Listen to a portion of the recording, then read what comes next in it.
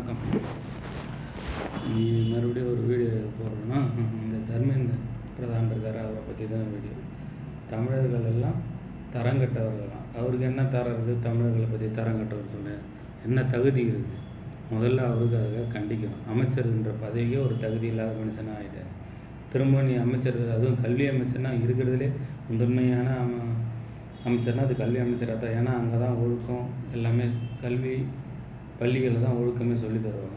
அது மாதிரி ஒரு அமைச்சர் அந்த பொறுப்பில் இருந்துட்டு ஒரு அமைச்சரே வந்து இவ்வளோ தமிழர்கள் தரங்கட்டவர்கள் தகுதியற்றவர்கள் பேச முடியும்.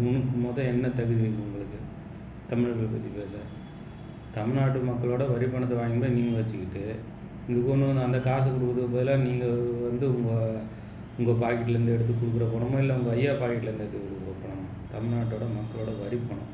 அதை கொண்டு போய் வச்சுட்டு காசு கொடுக்குமான்னு சொல்லிட்டு இவ்வளோ கேட்டுக்கிட்டு இருந்தால் அவங்க வந்து நாடாளுமன்றத்தில் தமிழ்நாட்டு எம்பிங்கெல்லாம் பேசுனா தமிழ்லாம் தரமற்றவர்கள் என்று பேசுறது. எந்த அடிப்படையில் வச்சு தரமற்றவர்கள் பேசுகிறேன்? காசுக்கு எங்கள் வரி பணத்தை வாங்கி வச்சுக்கிட்டு எங்களுக்கு பணம் கொடுக்காத நீ வந்து தரமானவர், எங்கள் காசை வாங்கி வச்சுக்கிட்டு எங்கள் காசை திருப்பி நாங்கள் வந்து தரமற்றவர்களா? இதுலேருந்தே யார் தெரியுதா தரமற்றவர்கள் யார், தகுதியானவர்கள் யாருன்னு? நீங்கள் தான் ஒன்றா நம்பர் தரமற்றவர்கள், தகுதியானவர்கள் கிடையாது. தமிழ்நாட்டு பணம் மக்களோட வரி பணத்தை வாங்கி வச்சுக்கிட்டு கல்விக்கு இவ்வளோ போராடி வந்துடுறாங்க.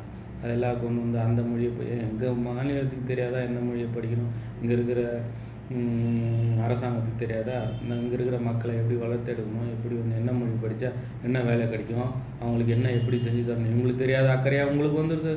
தமிழ்நாட்டு மக்கள் மேலே அவ்வளோ அக்கறை கிடையாது. தமிழை எப்படியா ஒழிக்கணும், தமிழை முன்னேறி போகக்கூடாது.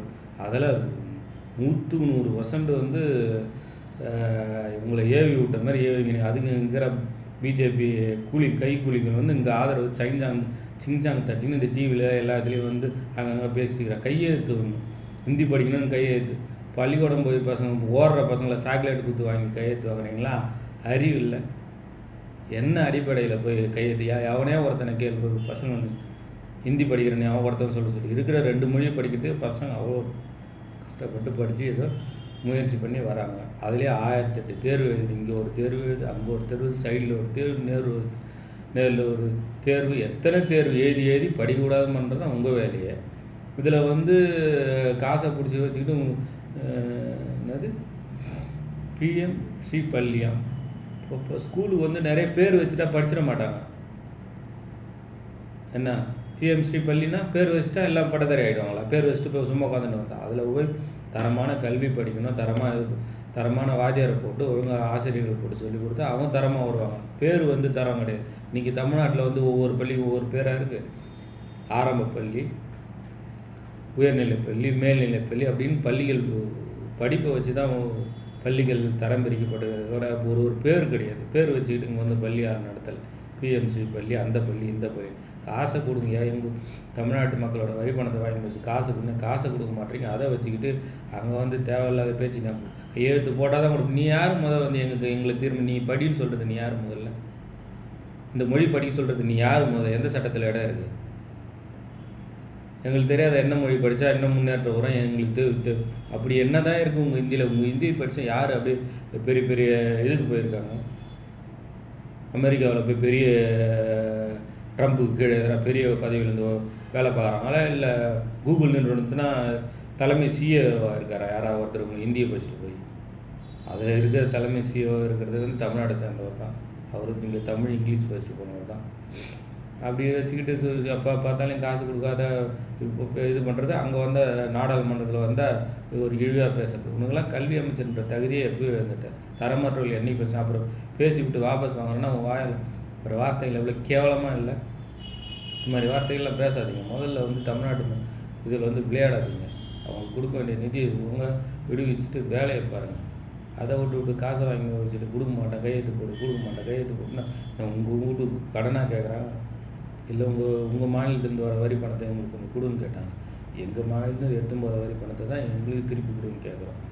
உங்கள் பணத்தை வந்து கொடு. இல்லையா கல்வி மாநிலப்படி எங்களுக்கு கொடுத்துருங்க, நாங்கள் படிச்சுக்கிறோம், இங்கே படிக்க வச்சுப்பாங்க. அவங்க என்ன படிக்கிறோமோ எத்தனை 3 மொழியில் 10 மொழி கூட தேவைப்பட்டால் அவங்க படிச்சுப்பாங்க. உங்கள் கல்வியை வந்து அறிவு வளர்த்துனா இன்றைக்கி இருக்க மாணவர்கள் என்னென்ன படிக்கணுமோ அவங்களே தேர்ந்தெடுத்து படிச்சுக்குவாங்க. நீங்கள் வந்து தான் எடுத்துகிட்டு வந்து படிக்கணும் அவசியம் கிடையாது. இங்கே இருக்கிற நீ எந்த ஒரு 3 மொழி படிக்கிற மாநிலத்தில் இந்த இந்த இந்த 11 வருஷம் ஆகுது உங்கள் ஆட்சி வந்து. இது வந்ததுலேருந்தே தான் சொல்லி கிடக்குறீங்க 3 மொழி படி, அதை படி, இதை படி. நாட்டில் மக்கள் எவ்வளோ கஷ்டப்படுறான் ஒவ்வொரு விஷயத்துக்கும். அதிலெல்லாம் உங்களுடைய கவனமே கிடையாது. ஏன்னா தமிழன் தானே எல்லாத்தையும் கேள்வி கேட்குறான். இப்போ வந்து பார்த்தீங்கன்னா இந்த எம்பிகளை வந்து அதிகமாக்கணும், தமிழ்நாட்டில் குறைக்கணும். இங்கே ஏன்னா இங்கே ஓட்டு போட மாட்டுறாங்க. நம்ம வட மாநிலத்தில் அதிகமாகிட்டால் இவங்களுடைய ஓட்டே தேவையில்லை, இவங்களுடைய எம்பிகளே தேவையில்லைன்றதால இப்போ இந்த நாடகத்தை சுற்றி ஒரு 2 வாரமாக சுற்றிக்கின்னு இருந்தீங்க. சுற்றி இருந்தவொடனே இங்கே இப்போ எதிர்ப்பு தெரிவிக்கணும். இன்றைக்கி வந்து மறுபடியும் கல்வியை கொண்டு அதை பேசுகிறது. இந்த இதெல்லாம் எதிர்ப்பு தெரிவிக்கணும்னா தமிழர்கள் வந்து தரங்கட்டவங்கன்னு பேசுறது. தரம்னா என்னன்னு தெரியுமா? முதல்ல அவங்க பணத்தை எங்கள் பணத்தை திருடி வச்சுன்னு கொடுக்காது. அது நீ தரமானவர் எங்கள் பணத்தை திருப்பி கொடுன்னு கேட்டு நாங்கள் தரம் கட்டவங்களா? இந்த மாதிரி ஒரு தரங்கட்ட ஆட்கள்லாம் கல்வி அமைச்சராக இருந்தால் கல்வி எங்கேருந்து இந்தியா முன்னேறது? இந்தியா 11 வருஷம் ஆகுது. எந்த துறையில் நீங்கள் முன்னேற்றி வச்சுருக்கீங்க சொல்லுங்கள்? உங்கள் ஆட்சி வந்து 11 வருஷத்தில் இந்த துறையில் ஏற்கனவே இருந்தது, இப்போ இதோட முன்னேறி இருக்குது. உலக நாடுகளில் வந்து இந்தியா வந்து தலை நிமிர்ந்து வந்து பொருளாதாரத்தில் இவ்வளோ முன்னேறி சொல்லு. அவங்க இருக்கும்போது காங்கிரஸ் ஆட்சியில் இருக்கும்போது அமெரிக்காவின் ஒரு டாலருக்கு நிகரான மதிப்பு 60 ரூபாய் என்ன தான் இருந்து கொண்டு போனாங்க. நீங்கள் 85 ரூபாய் ஆக்கி வச்சுக்கிறீங்க. இது எவ்வளோ பெரிய சாதனை. அதில் 60 ரூபாயிலேருந்து 50 ரூபாய் குறைச்சிருந்தீங்கன்னா முன்னேறிதுன்னு சொல்லலாம். இல்லை மக்கள் இடத்துல எல்லாம் பணம் புழக்கம் அப்படியே வந்து பொருளுதுன்னு சொன்னால் அப்புறம் என்ன வரி போட்டு எல்லாருக்கிட்டையும் எப்படி சொல்லணும் அப்படி விவசாயிகளில் சொல்கிறேன். நீங்கள் எல்லாருக்கிட்டையும் சொல்கிறேன். அவங்க இருக்கும்போது விவசாயிகளுக்கு ஒரு மூட்டை உரம் 450 ரூபாய் கிடச்சிது காங்கிரஸ் ஆட்சி இருக்கு. இன்றைக்கி 1500 ரூபா விற்கிது ஒரு மூட்டை உரம். ஆனால் நெல் அதே 1200 1250 இதான் விற்கிது ஒரு மூட்டை நெல். எவ்வளோ கஷ்டம் விவசாயிக்கு. அது யார் வயிற்றில் அடிக்காமல் இருக்கீங்க? இப்போ வந்து கல்வியில் வந்து மாணவர்கள் வயிற்றில் அடிக்க பார்க்குறீங்க. மொத்தத்தையும் எல்லாத்தையும் சுரண்டி ஒவ்வொரு வயத்துலையும் அடித்து அப்படி கொண்டு போய் என்ன தான் முன்னேற்றுறீங்க நாட்டை. விவசாயிகள் பாவம், அவங்க வயிற்றில் அடிக்கிறீங்களே. நீங்களாம் எங்கன்னா வந்து உருப்படுவீங்களா? முதல்ல விவசாயி நாட்டின் முதுகெலுமே விவசாயின்னு சொல்கிறான். அவங்களுக்கு வந்து எவ்வளோ சலுகை கொடுக்கணுமோ அவ்வளோ சலுகை கொடுக்கணும். சும்மானா 500 ரூபா மாதம் கொடுக்குறதுக்கு வருஷத்துக்கு 6000 கொடுக்குறன்ற பேர். அது வந்து மாதம் 500 ரூபா. ஆனால் அவங்ககிட்ட இந்த பக்கம் உரத்தில் ஒரு 15000 இப்படி வாங்குறது, 6000 இப்படி கொடுக்குறது, 15000 இப்படி திருட்டுத்தனமாக அப்படி வாங்குறது. இதுக்கு பேர் மக்களை காக்கிற அரசு. எல்லாம் மானங்கட்ட அரசு. இது மாதிரி வந்து மக்கள் வயிற்றில் அடிக்கிறத விட்டுட்டு ஒழுங்கான ஆட்சி நடத்துங்க. அப்போ தான் மக்கள் வந்து உங்களுக்கு யாராக இருந்தால் ஒரு தமிழ்னா உங்களுக்கு பிடிக்கிறது கிடையாது. எந்த துறையிலும் தமிழ் முன்னேறக்கூடாது, தமிழனே இருக்கக்கூடாது, தமிழே இருக்கக்கூடாது, தமிழே படிக்கக்கூடாது. உங்களுக்கு எதுக்கு உங்கள் மொழியில் ஒன்றும் இல்லைன்னா அது எதுக்கு மற்ற மொழியை வந்து நீங்கள் சீனியர் கிடக்குறீங்க? வந்து இங்கே படிக்கிறவன் படிச்சுட்டு அவன் வேலையை பார்க்க போகிறான், அவன் முன்னேற போகிறான். உங்களுக்கு இஷ்டம் இருந்தால் என்ன ஹிந்தி படித்து என்ன ஹிந்தி படிச்சுட்டு 1.5 கோடி பேர் இங்கே வந்து கூலி வேலை செஞ்சு கிடக்குறான்.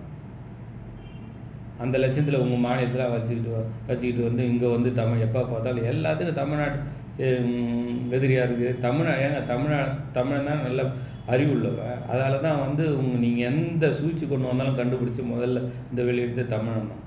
அதால தான் உங்களுக்கு பிடிக்கிறாரு. தயவுசெய்து நிறுத்திட்டு ஒழுங்கான வந்து இந்த கல்விக்கான 2152 கோடி வந்து விடுவிக்க பாருங்கள். அப்போயாச்சும் உங்களுக்கு ஒரு எப்படி சொன்னீங்க இப்போ தரமாற்றம் சொல்கிறீங்களா? இதை நீடிக்கலாம். தரமற்ற கேடுகட்ட தரமாற்றவர்கள் ஆகிடுவீங்க.